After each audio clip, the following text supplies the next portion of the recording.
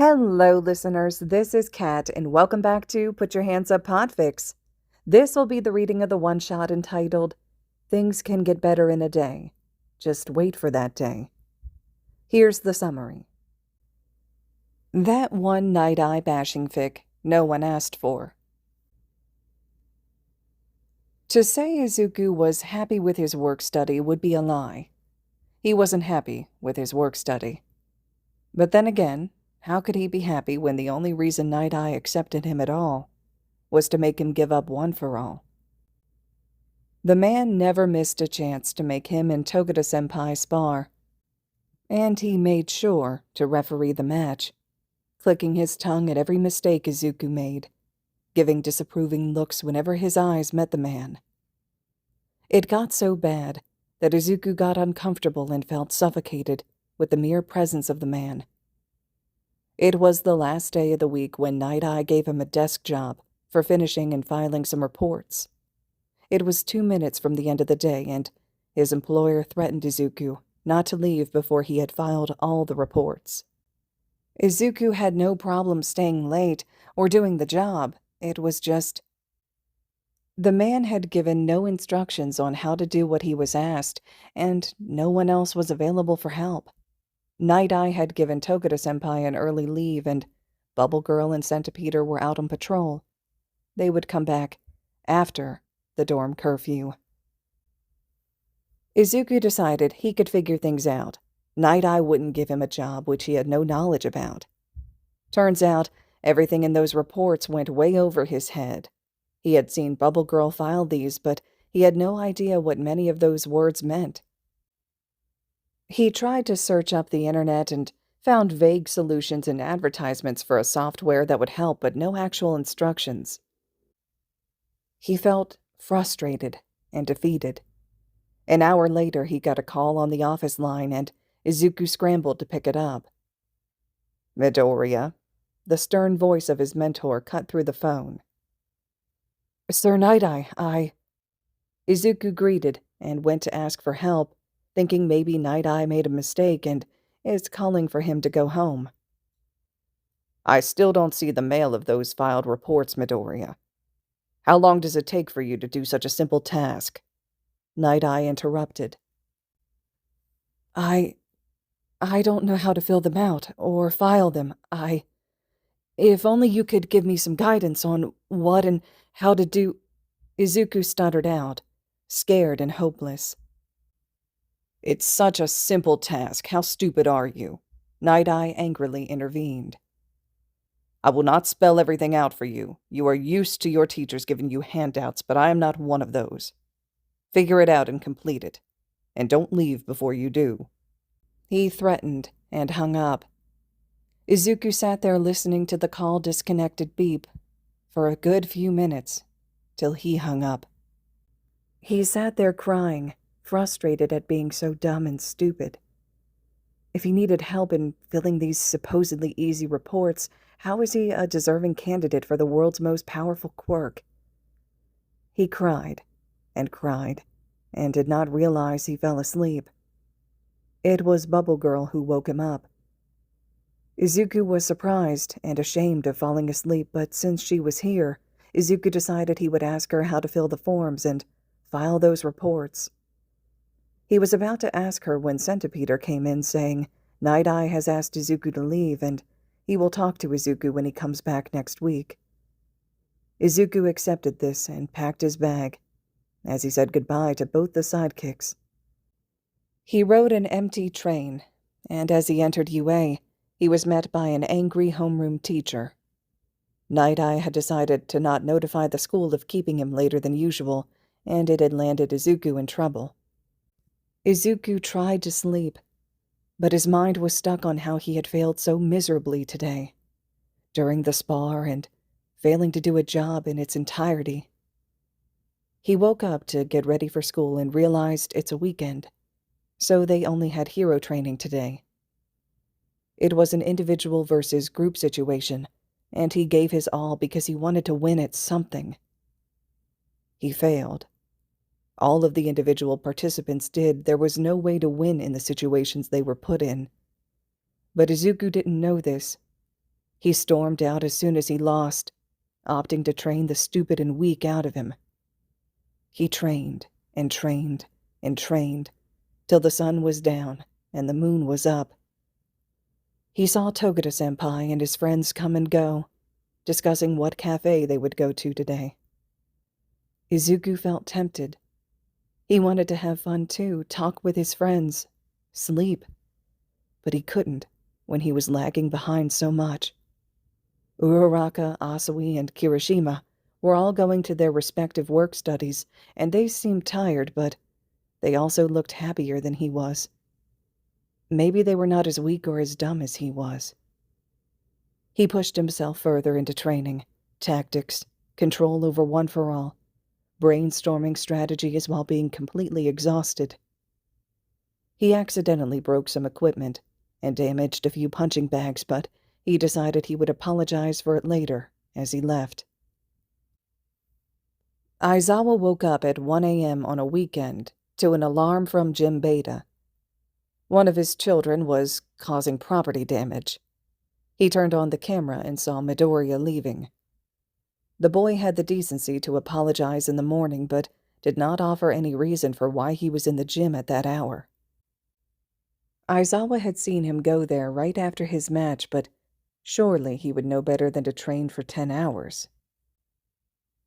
He let the thought go for the moment, to observe the shade of the dark circles and the number of bruises he was sporting. He also observed that he looked grumpy and fidgety, like a less energetic Bakugo. He decided he would ask All Might about what was happening to Midoriya, as long as he did not cause trouble. Aizawa let the boy deal with his own problems. If it got too bad, he would surely go to someone for help. Midoriya was a smart kid, smarter than all of his peers if Nezu's declaration to take him on as a personal student was anything to go by. Bakugo had realized something was wrong with Deku the moment he stormed off the training grounds after losing. Deku was not the kind of guy to take losses that hard. He was the guy who would appreciate his opponent and think about what he did wrong. He waited in the common room for Deku to return, but he never did.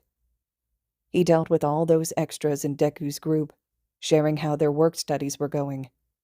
Even Shitty Hair joined in with his comment on how manly Fat Gum was. He went to sleep thinking he would talk to the nerd the next day. Bakugo was the kind of guy who did not care about how others were feeling. The less bullshit emotions you get into, the better. According to Raccoon Eyes, his emotion-sensing radar was non-existent.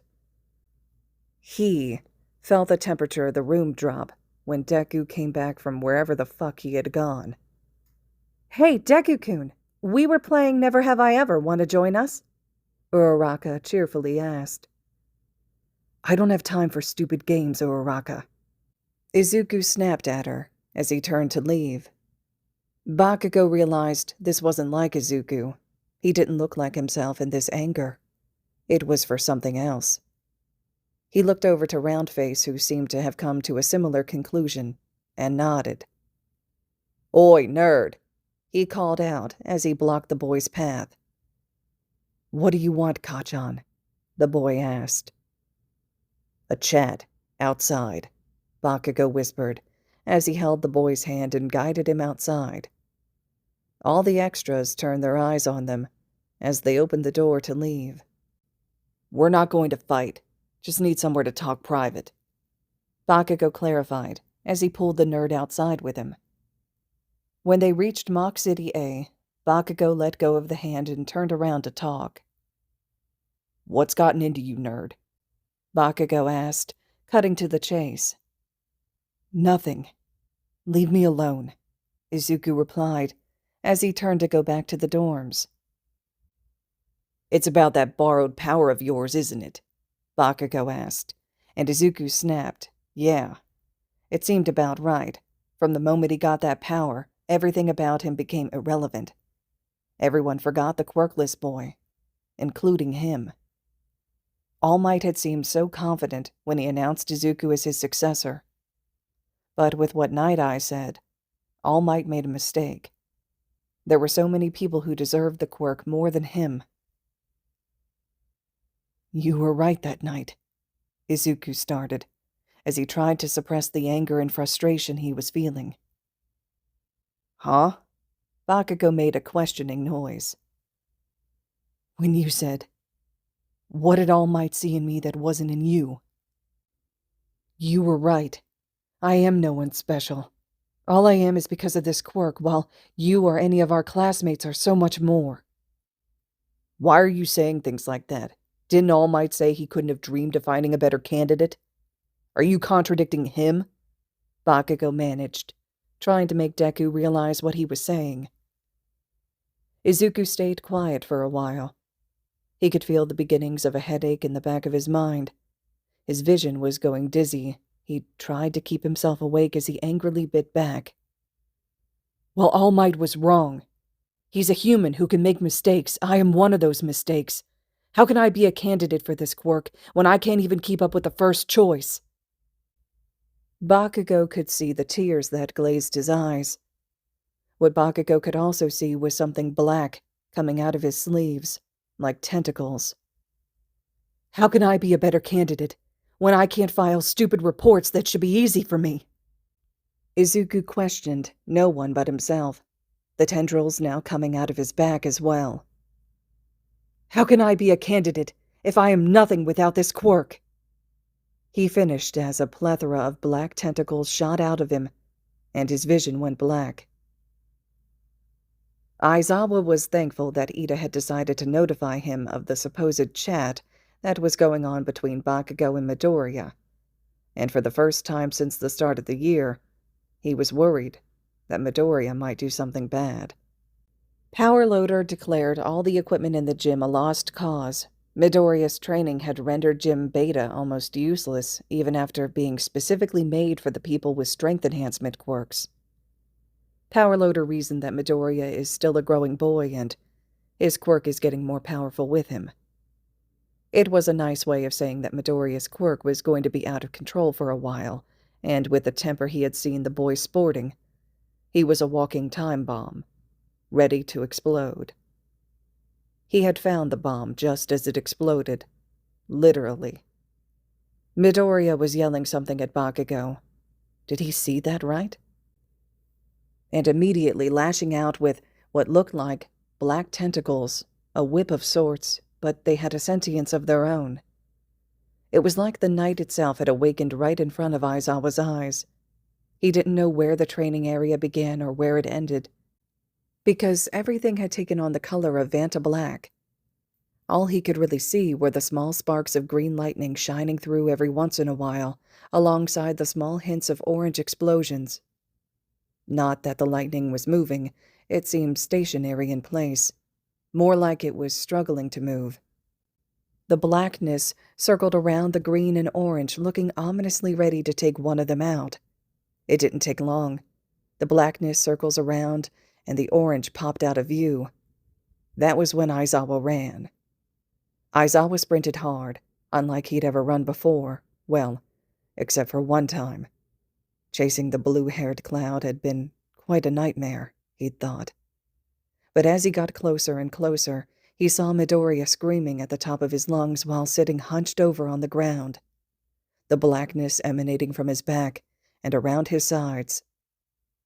He looked like he was being crushed by himself. Aizawa didn't take long to open his eyes and activate his quirk. The whips quickly receded, and Aizawa heard Midoriya's screams die out, as Midoriya's hands unclenched and his body went limp. Aizawa picked up the greenette, not realizing his other blonde-haired problem was stirring next to the buildings on his right. Aizawa was mad at himself. He had seen something was off about Midoriya, and now carrying him proved it. He carried the boy all the way to the infirmary. Recovery girl shooed him out to get a look at the boy, and said she would call him when he was needed. Katsuki banged at All Might's door. He needed to know what happened that made Deku doubt himself so much. It wasn't his loss during training, because the nerd was much more likely to have blown up with this sort of anger after having bottled it up for months. Young Bakugo, All Might opened the door. "Move!" Bakugo bit back as he shoved the sickly man out of his way and closed the door. "All right, Small Might, spill. Who were the people you considered giving the quirk to before Deku?" the boy inquired. "What has gotten into you? I only ever saw young Midoriya as a candidate." All Might struggled under the questioning gaze of the boy. "Then why did Deku just say he can't keep up with the first choice?" Bakugo retaliated. All Might stayed quiet for a while. Then his face turned from sickly to angry as he went to his phone. "I surely did not do so, but I have an idea who might have." The man broke the silence in the room as he walked towards his room to make a call. "Nezu." "Yeah. I need that footage. How did you—" "All right, thank you." There are signs of muscle fatigue. When he didn't listen to what his body was saying, his brain decided to force him to rest. He has a high fever, which can be fixed with medication, but with these symptoms, I think it's better to sleep it off. Recovery Girl sighed and turned away, looking at the ground. Shota stared at the boy's unconscious form. "You didn't explain the part where he has a new quirk." "His actual quirk is still unexplainable." The old lady turned her chair to her computer. "I would say give it time. Don't bombard the boy with questions. I have a feeling it's new to him as well," she instructed as she proceeded to shoo him away once again. Shota walked to Nezu's office. He knew the rat knows something that he doesn't. He turned the corner to be met with said rat waiting for him. "Aizawa-kun, I believe we have somewhere to go," the rat instructed. "Where?" the man questioned. "Night-Eye Agency. I believe he is mistreating our student. I will explain the rest on the way," Nezu explained as he hopped onto Aizawa's shoulder. Toshinori angrily paced in the waiting area of the Night-Eye Agency. When Mirai had accepted young Midoriya as a student, he thought that maybe he had gotten over their fight and was thinking straight. No, this was good old Mirai, forcing his choices on others. But to think he would mistreat a child under his care. He had truly fallen apart. "Ah, Yagi-san, sir will be here soon. He was not expecting you and is sorry for the wait." Bubble Girl apologized as she set her things up, probably returning from patrol. Toshinori had seen her from the days of her internship, when he and Night-Eye used to be partners. He needed to ask her just how bad Mirai was treating Midoriya, because the boy would never complain about anything. "Say, Iwata, do you know young Midoriya?" All Might asked, trying to sound as vague as possible. "Yes, I do. Oh." The sidekick stopped as she realized something. "You are here as a UA representative. Oh, thank Kami. Take that boy away from here for his sake, please. Being here is not going to do him any favors," she pleaded. "How badly is he being treated?" All Might asked, his tone cold. "I would say, very. Sir isn't willing to give him any sort of guidance or anything. He just gives the boy disapproving glares and I would hate to be in his place. He had treated Mirio so well, explaining to him and helping him every step of the way. We were so happy that we were going to see that caring side of Sir once again. But we haven't yet," Bubble Girl confessed, a somber expression on her face. "Sir is giving the boy impossible tasks from the moment he got here. He's making him spar with Mirio, who uses his quirk unintentionally all the time. I have trouble fighting him. But Sir expects Midoriya, a much less experienced fighter, to win against him. Not only in the physical aspect, but also in terms of desk work. The boy is brilliant. He has a knack for all of it. But Sir gives him jobs even I have to ask questions on sometimes. Just last night, he gave him the hero commission reports to fill in file. And I'm being honest with you here, Midoriya was in no way, shape, or form capable of doing that job. Sir just gave it to him, without any sort of instructions, and outright refused to help him. He made the boy stay way past acceptable office hours just to..." Be mean, I guess. She slammed her palms on the desk as she finished. A familiar bell tinged as Nighteye entered the building. Toshinori, you're not one to make last-minute appointments. Anyways, here I am. Let's go chat in my office, shall we? The tall man suggested as he went inside. Please, get the boy away from here. It's not going to do him any good, Bubble Girl whispered as Toshinori started in the direction of the office. I will try my best to have Midoriya removed from here, but if I can't, I will make sure to knock some sense back into Mirai, he whispered back as he went into the office. I thought you would have grown up, Mirai, Toshinori started, voice cold as ice. So at least I realize what this urgent meeting was about. What has that incompetent student you call your successor told you? Nighteye bit back. Toshinori remained silent for a while. He could sense the venom in Night-Eye's voice for just mentioning Izuku's name. He shuddered to think what he had done to his boy. Nothing, Mirai. Young Midoriya has told me nothing. He is not the kind of child to complain about his problems, Toshinori clarified as he switched on the voice recorder on his phone. Is he not? Because to me, he is the quirkless, worthless kid you picked up from the street and gave away the world's most powerful quirk to, Night-Eye replied. You realize what you sound like, Night-Eye. A quirkist. All Might retaliated. There is logic behind that. I trained Mirio, handpicked him myself. His quirk along with his personality would be the perfect to go along with One for All. He will be the perfect for replacing you. Giving away this powerful quirk to a quirkless boy is a waste, Night-Eye declared. So what you are saying is I was also not an ideal candidate for One for All. A waste, in your words. All Might coldly replied. You are different, this boy. You made a mistake, and I'm trying to correct it. You aren't even listening to what I have to say. He's emotionally manipulated you, hasn't he? Night-Eye shouted, his neatly combed hair now falling on his forehead. The quirkless boy has a name, Izuku Midoriya. He is the most compassionate and kind-hearted person I have ever met. There are flaws in him, but those are emotional ones. Toshinori started, heatedly.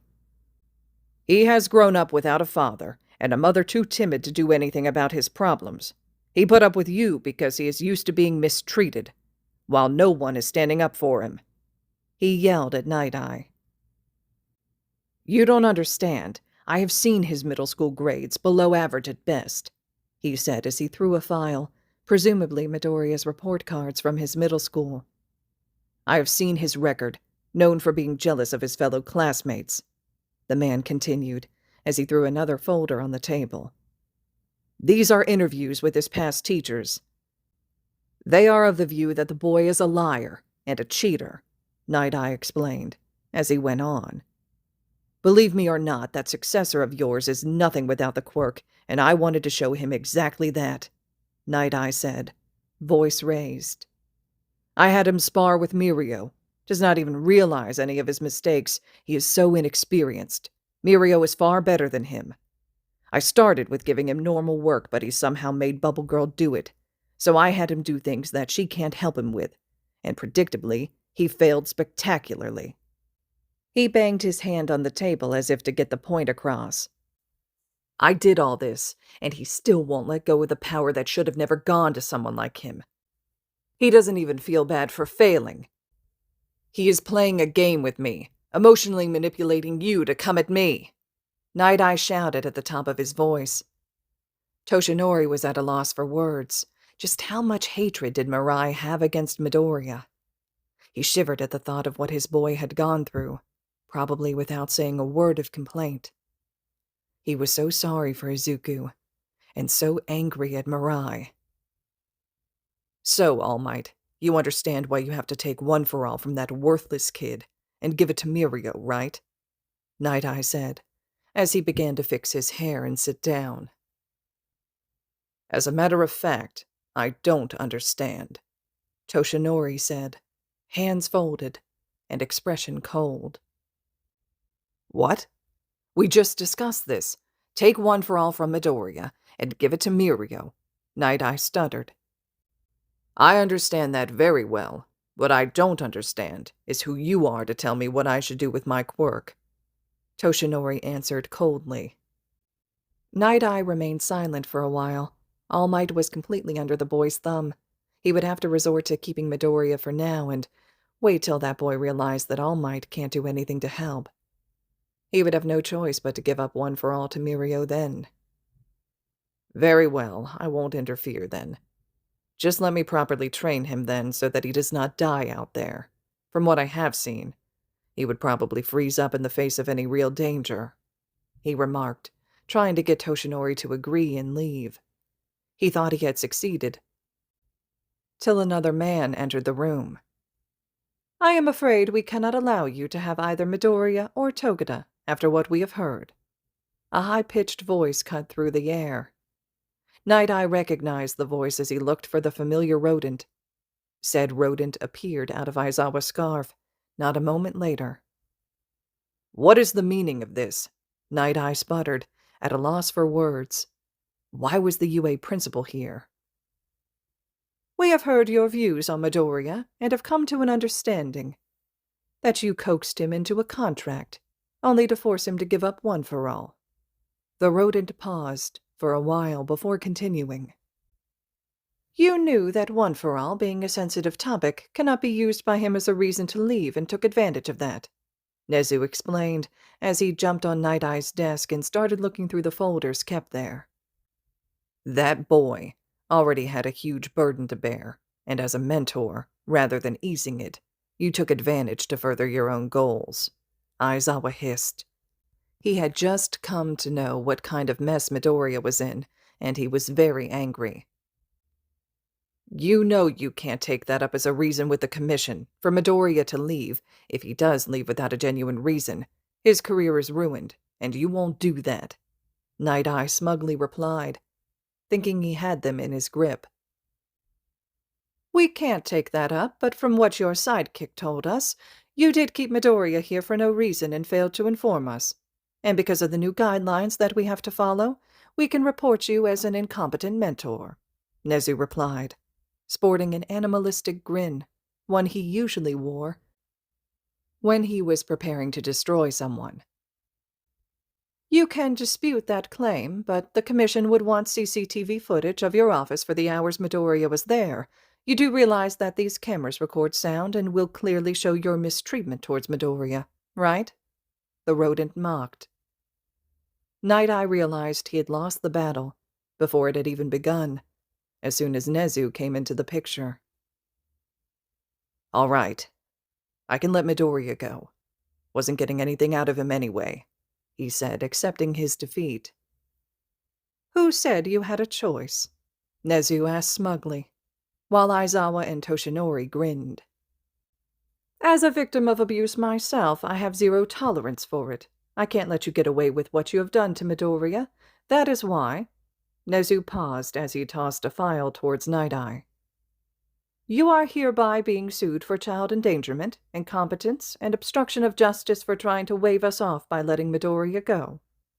Nezu paused, so as to let his words sink in, and he continued. "We have incriminating evidence in the form of a recording of your conversation with Yagi-san here, and with the testimony of your sidekick, you would be lucky to have a hero license, much less a teaching one, once I am done with you," the rodent finished, as he began going through his bag again. Night-Eye was at a loss of words. Why was this happening? Nezu brought out 2 large files. "This is Midoriya's academic report card. He is a very smart boy if graded fairly, wouldn't you say? He has a keen eye for quirks and strategy. I am going to take him on as a personal student," he said, pointing to one file. "This is the record of the arrest of all those teachers who claim Midoriya to be a liar. They were all part of the infamous Meta Liberation Army and have been arrested and put on trial for various counts of child endangerment," Nezu remarked as he jumped down from Night-Eye's desk as he began to leave. "Also, for one of your earlier comments when you said he would freeze in the face of real danger, He is unofficially credited as one of the three-man group to take down Stain, and he is single-handedly responsible for the arrest of Muscular, as well as for helping in the capture of Moonfish. Those are three S-class rated villains. I am pretty sure he would face any and all real danger, with a smile on his face. Nezu finished, as he left. He is also a first-year student. Togeda has 2 years of experience on him, and sometimes uses his quirk unintentionally during a spar. Anyone is bound to have trouble with that, Aizawa remarked. And when you said young Midoriya is unaffected by your comments, have a look at this when you can. Toshinori handed Nighteye a recording as he got up to leave with Aizawa. Mirai sat on his chair, rewatching the video of Midoriya breaking down from all his comments, reading those arrest records of the teachers he had met and who had been happy about what they had said. It was too late to make things right. Bubble Girl handed him her resignation, along with Centipeter, as he prepared a resume for a job with something to do with intelligence. When Izuku woke up the next day, he was told by All Might that he did not have to go to his work study anymore. He freaked out for a while before All Might explained that it was not his fault and Nighteye would pay for what he had done. All Might told him how he can rely on him for standing up to something like this, and Izuku agreed. It goes without saying, a lot of tears were spilled. When the boy finally stopped crying, he told All Might about his meeting with the past holders, and Aizawa just smashed his head into the ground after he heard that the problem child would be unlocking 6 more quirks. They participated in a raid on the Shie Hisaikai, and Izuku ended up rescuing a young girl from the base. A cheery Izuku got an offer from the number 5 hero Mirko for his work study, and he accepted. All Might drank a full bottle of whiskey while complaining about how his boy had acquired a foul mouth. What were you thinking, All Might? He grew up with Bakugo. All right, listeners, this concludes the one-shot entitled, Things Can Get Better in a Day. Just wait for that day. I personally really like this one-shot. I like when Aldera faces consequences. I like basically when any consequences are being faced throughout fanfiction that maybe, the canon material didn't do itself. I love that Nighteye gets consequences here and that it's not just, Yagi going after him or Aizawa going after him. It's Yagi and Aizawa and Nezu, right? They're all going after him on behalf of Midoriya. Midoriya isn't even forced to confront Nighteye at that point. They all do it on his behalf. So I really like how the author put this together. I think they did a great job. If you'd like to slide over to AO3, you can leave comments, kudos, and support to the original author. I'm sure it's much appreciated. And I would love to see your comments here because it would give me a good idea about how you felt about the fic as I was podficking it. So drop your comments below for me. Let me know what your thoughts are. And as always, thank you all so much for listening.